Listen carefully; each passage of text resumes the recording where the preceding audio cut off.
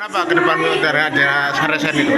Saresen ini kan bentuk suatu forum yang bisa memecahkan masalah, terutama informasi apa yang harus disampaikan, terus pendapat dari masyarakat harus kita perhatikan. Jadi Saresen ini membicarakan secara umum, jadi tidak ada spesifikasi karena masalah Surabaya itu kan kompleks, bukan satu sisi saja, semuanya harus diselesaikan. Makanya yang hadir juga masyarakat Surabaya itu sendiri. Jadi kita tidak akan bisa membicarakan bersama-sama orang di luar Surabaya. Jadi Saresen ini khusus untuk warga Surabaya karena tujuannya memperbaiki Surabaya. Jadi ke depan Surabaya harus lebih baik, membangun tanpa diskriminasi. Artinya semua potensi-potensi kehidupan di Surabaya harus bangkit. Dan yang lebih penting, masyarakat Surabaya asli harus menjadi tuan di negerinya sendiri. Itu yang terpenting.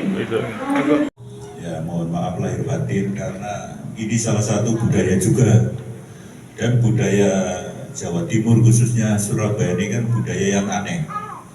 Setiap hari membuat kesalahan dengan tetangga sebelah, silaturahimnya minal aidinnya dengan orang deso-deso.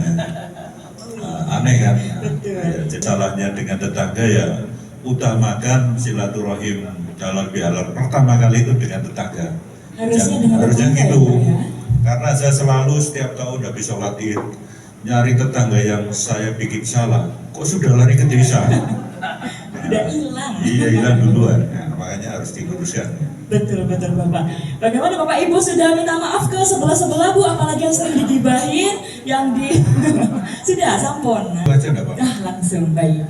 Nanti soalnya ini bahas masalah ya seni budaya yang merupakan ya peninggalan yang selama ini nilai-nilai sejarah di Surabaya semakin hari semakin hilang. Jadi yang saya hormati Mbak Stefani, yang saya hormati Mas Taufik Monyong, ya. Yang saya hormati juga seluruh peserta Saresen malam hari ini. Assalamualaikum warahmatullahi wabarakatuh. Selamat sore, selamat malam, salam sejahtera untuk kita semua. Memang tidak ada kata yang paling indah selain selalu kita memanjatkan rasa puji syukur kehadirat Tuhan Yang Maha Esa, Allah Subhanahu wa Ta'ala, yang mana ya inilah satu momentum kesempatan yang sangat luar biasa.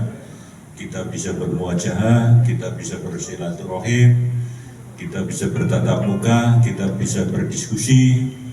Karena selama ini memang ya terus terang, tadi istri saya bisik-bisik, "Wah, pesertanya kerudungnya merah semua."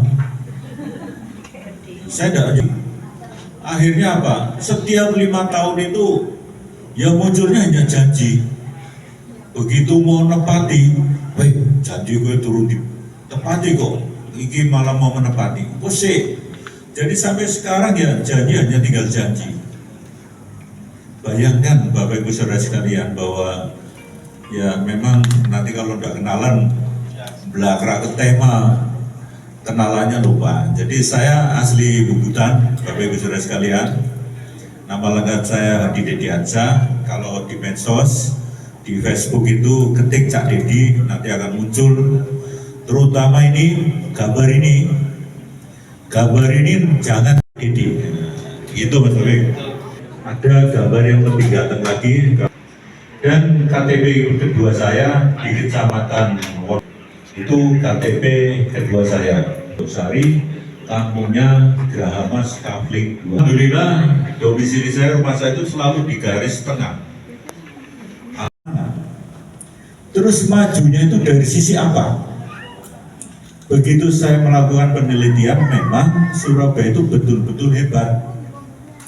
Karena yang maju ternyata bapaknya maju menjadi caleg, istrinya maju menjadi caleg, anaknya maju menjadi caleg.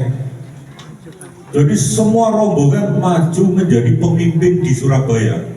Akhirnya apa? Begitu terpilih, bapaknya DPR RI, anaknya DPRD provinsi, ibunya menteri, bapaknya DPR RI, anaknya DPRD Surabaya, ternyata hebatnya di situ.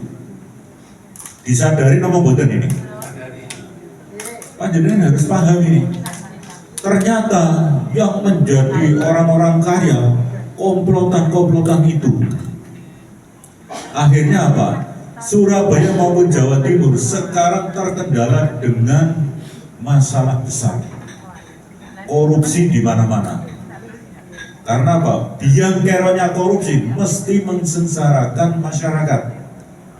Saya bukan Mahmud MD loh, kalau ngomong sengsara kan susah. Kalau saya mensengsarakan rakyat itu jelas.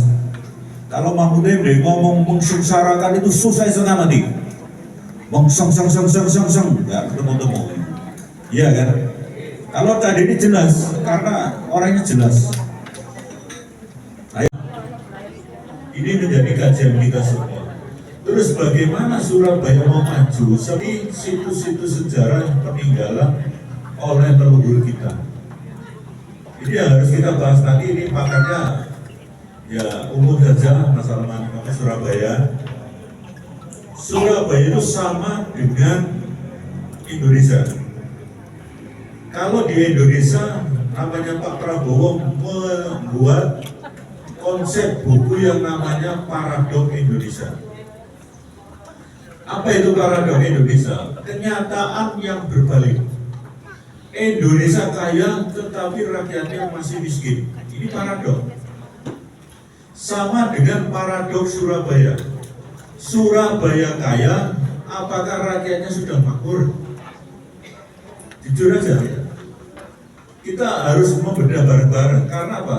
Surabaya tidak bisa dipikirkan oleh satu orang. Surabaya harus dipikirkan oleh seluruh masyarakat Surabaya yang sah.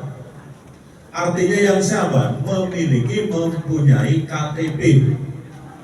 Siapapun panjenengan asalnya dari mana, ketika sudah punya KTP Surabaya, itu adalah penduduk sah Surabaya.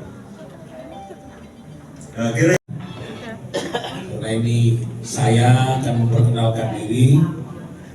Saya Taufik Monyong, Ketua Dewan Kesenian Jawa Timur, 38 kota kabupaten, 9 subkultur kebudayaan, mulai dari Osing, Tenggerang, Mataraman, Panuragan, Surosintiko, Madura, Arek, itu menjadi kewajiban saya.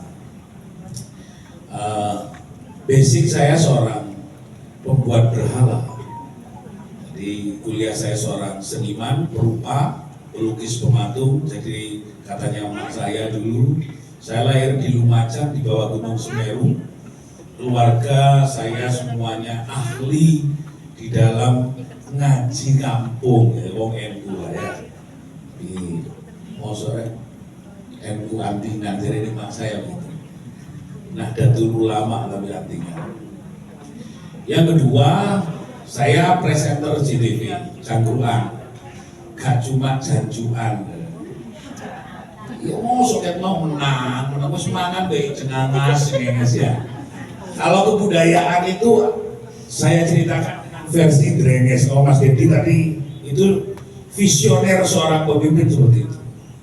Jadi cara pandang yang sistematis, terukur, dan tahu bagaimana harus berubah seperti itu. Jadi hubungannya kenapa saya akan menceritakan tentang Surabaya, diperlukan pemimpin yang bloko terbuka. Nah, nanti akan saya presentasikan Surabaya membutuhkan seperti apa. Lebih kepalkan 3, 2, 1. Bentar ya. 3, 2, 1. 3